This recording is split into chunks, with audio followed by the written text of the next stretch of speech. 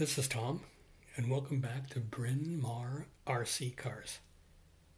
Today we'll be returning to our Defender 90 Tamiya CC01 build, and we're going to be picking back up with the build on step 9, which is attaching the steering linkage.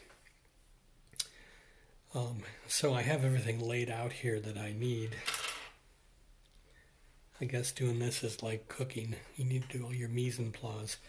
So I set out all of the components that I need, as well as any of the screws or washers or whatnot. One item that I didn't show before is on the Tamiya instructions, pretty much any of these components that you use in the build that are over in the left-hand column. Typically they're connectors or screws or whatnot. These are true to size, so if you're confused on something, you can always double check. Here, for example, calls for 3 MA3 tapping screws. And I know it's this one, but if you noticed here, hopefully you can see that. It is true to life size, so you can help match up those items.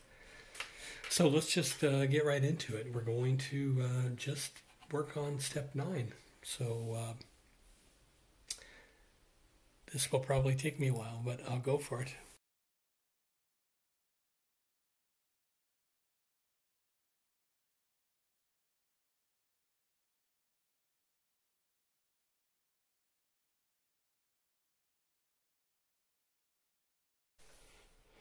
Okay, I'm back. I got the suspension arms on. I don't know why it was so difficult. I just had to stand and get some leverage on it, and then they snapped right on. So those are the 2 suspension arms, and we'll move on to the next step.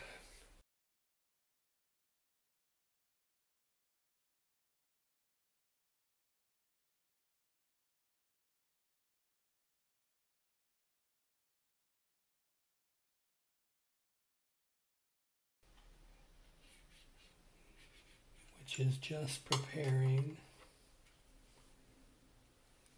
B11. And we're going to be adding a ball connector.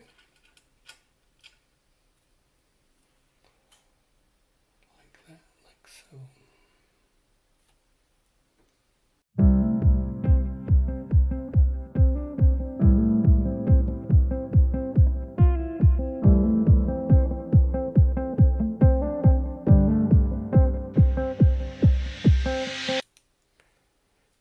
About, and there we have it.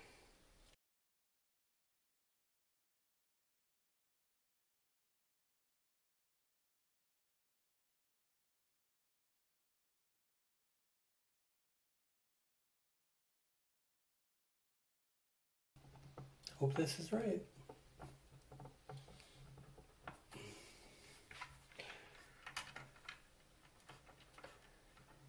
It seems right. Alrighty then, so that appears to be right to me.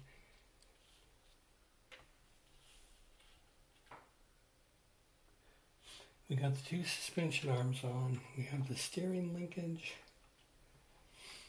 on, and the passenger side, if you will, has this pass-through up here, which is where the servo will connect, so you can actually steer the car. So I think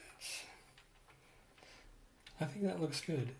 I know that one of the upgrades that people suggest to do on a CC01 is a steering upgrade, but we'll do that later, not at this time.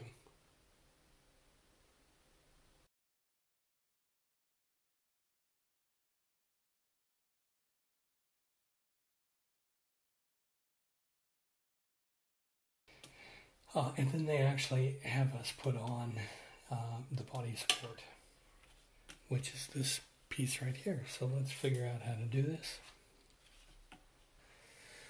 Okay, I got the body mounts on. It seems really flimsy. I'm assuming I either did it wrong or maybe that's the way it is, but again, it's just the body mount, so I can figure that out when we get there. Hopefully it won't be too hard to fix it if it's wrong. Anyway, that's the way it is. So that's the end of step 9.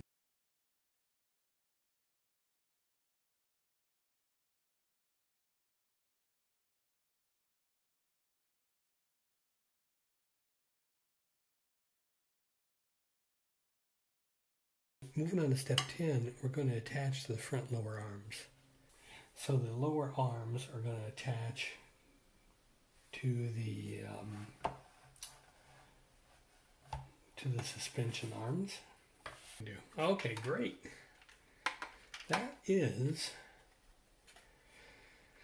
the end of step 10, attaching the front lower arms. Okay, and then we said we would do step 11, which is attaching the uprights.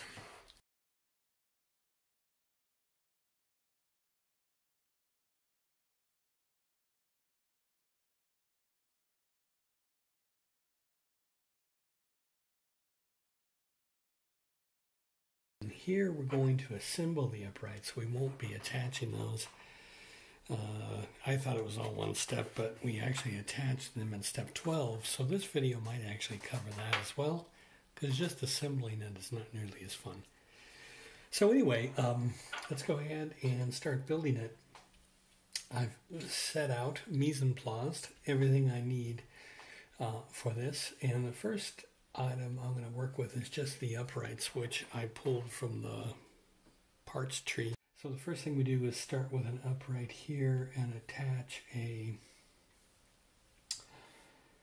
ball joint to it. And that looks good. There's the left upright. Okay, so there's the plastic uprights with the ball joints added. So I'm just going to pop it in here. Metal bearing goes right there. It popped in. Metal bearing goes here. Popped right in. These are the wheel axles. So very loud. It wants me to put some grease on this surface. I'll put a little bit on, get it all over. Okay, so this slips in like that. And then it calls for an O-ring. It's good enough for now, so that one's done. That's the right upright with the wheel axle, the ball, and the O-ring. Okay, let's do the next one.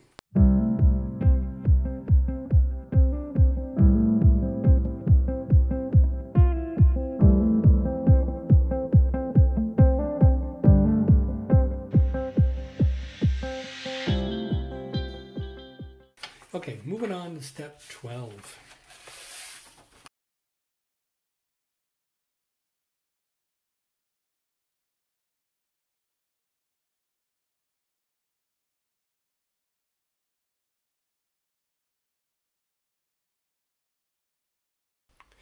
Okay, now one end into the upright. I'm going to do it that way so I don't touch it. Upright's going to go like this. Now we go through that.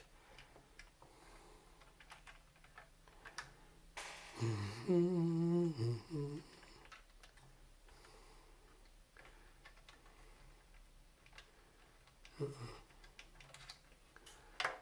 was a dumb idea.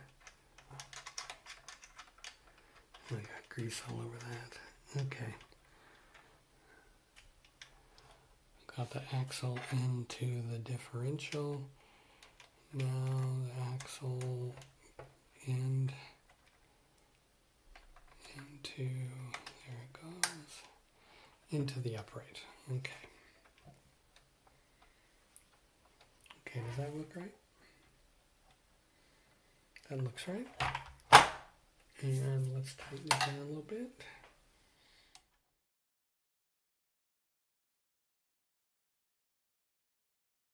You can see here underneath the arms assembly, here is our steering linkage. And again, remember that steering linkage is going to be controlled by the servo that we'll install later inside the chassis. And then here are the arm structure that we attached, and then the uprights that we attached on both sides. And remember, the uprights have the wheel axle here, this end, and then is connected to the differential with the actual drive shaft. They call it drive shaft? Yes, with a drive shaft. So, and the uprights that we added, although we're not going to do it in this step, you see a ball joint there, and that's where the steering linkage will be connected in a few more steps down the road, I'm assuming. No, I'm not sure exactly when.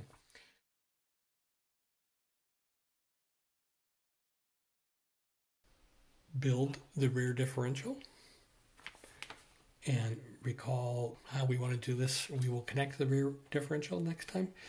And we will be doing the diff lock method. So as you may recall, that means when we get the differential back here, that'll be locked. And the front differential is currently locked with hot glue. So we'll build the rear differential assembly in the locked format. We will assemble the axle shafts, step 13, step 14, and then step 15, we'll just do 3 steps next time. We'll actually attach the rear differential. That's all we have for this week. Again, this is Tom with Bryn Mawr RC, and I thank you very much for tuning in and watching. Thank you. Take care. Goodbye. Stay safe.